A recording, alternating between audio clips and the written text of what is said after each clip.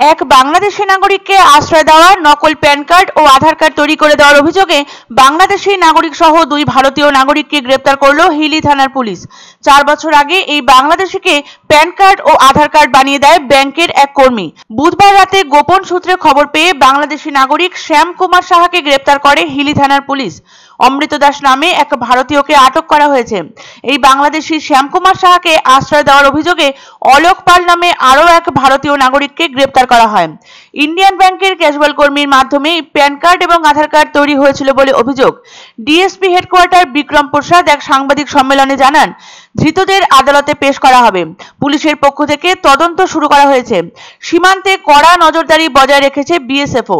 বিভিন্ন অভিযানে গোটা রাজ্যে 19 জন বাংলাদেশি নাগরিক এবং 3 জন ভারতীয় নাগরিককে আটক করেছে অবৈধ অনুপ্রবেশের দায়ে।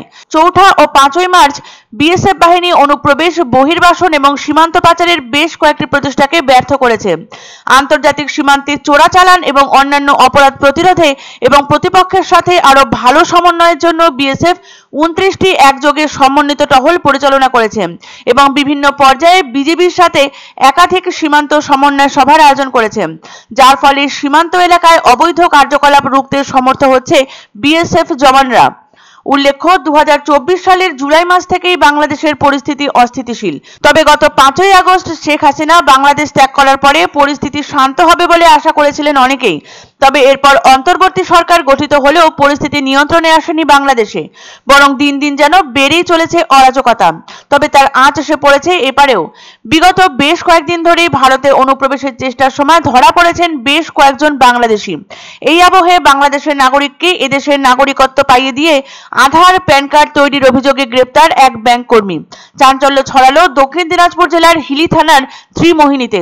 ইতিমধ্যে পুলিশ গ্রেপ্তার করেছে ওই বাংলাদেশি যুবক, ব্যাংক কর্মী ও এক আশ্রয়দাতাকে। পুলিশ সূত্রে জানা গিয়েছে, শ্যাম সাহা নামে বাংলাদেশি ওই যুবক কয়েক মাস আগে অবৈধভাবে ভারতে আসেন। ত্রিমোহিনীর অমৃত দাস নামে এক ব্যবসায়ীর মাছের হ্যাচারিতে যোগ দেন তিনি। ওই যুবকের সঙ্গে পরিচয় হয় অলোক পাল নামে এক ব্যাংক কর্মীর। তিনি বালুরঘাটের কিসমতাপট এলাকার বাসিন্দা। ওই অলোক পালই শ্যামের কাছ থেকে 30,000 টাকা নিয়ে ভুয়ো নথির মাধ্যমে আধার ও প্যান কার্ড তৈরি করে দেন। গোপন সূত্রে খবর পেয়ে বুধবার রাতে বাংলাদেশের ওই নাগরিক শ্যাম সাহা সহ ব্যাংক কর্মী অলোক পাল ও আশ্রয়দাতা অমৃত দাসকে গ্রেপ্তার করে পুলিশ। ইতিমধ্যে তদন্তও শুরু হয়েছে। কিছুদিন আগে ভুয়ো আধার ও প্যান কার্ড তৈরি করে দেওয়ার অভিযোগে ত্রিমোহিনীর কিসমতাপট থেকে এক শিক্ষককে গ্রেপ্তার করেছিল পুলিশ। এছাড়াও অতি সম্প্রতি ভারতের পশ্চিমাঞ্চলীয় রাজ্য মহারাষ্ট্রে অবৈধ অনুপ্রবেশ এবং বৈধ নথি ছাড়া বসবাসের অভিযোগে 1 ডজনেরও বেশি বাংলাদেশি নাগরিককে গ্রেপ্তার করা হয়েছে। এই ঘটনার প্রসঙ্গে পুলিশ জানিয়েছে, ওই বাংলাদেশিরা ভারতের ফরেনার্স আইন 1946, পাসপোর্ট আইন 1950 এবং পাসপোর্ট বিধি 1967 লঙ্ঘন করেছে বলে প্রমাণ পাওয়া গেছে। ভুয়ো নথিপত্রের মাধ্যমে নকল পাসপোর্ট তৈরি করে দেওয়ার একটি চক্র রমরমিয়ে চলছে, আর এই চক্র সক্রিয় রয়েছে বেশ দীর্ঘকাল থেকেই। তদন্ত যত এগোচ্ছে তত জালিয়াতি চক্রের জট খুলছে।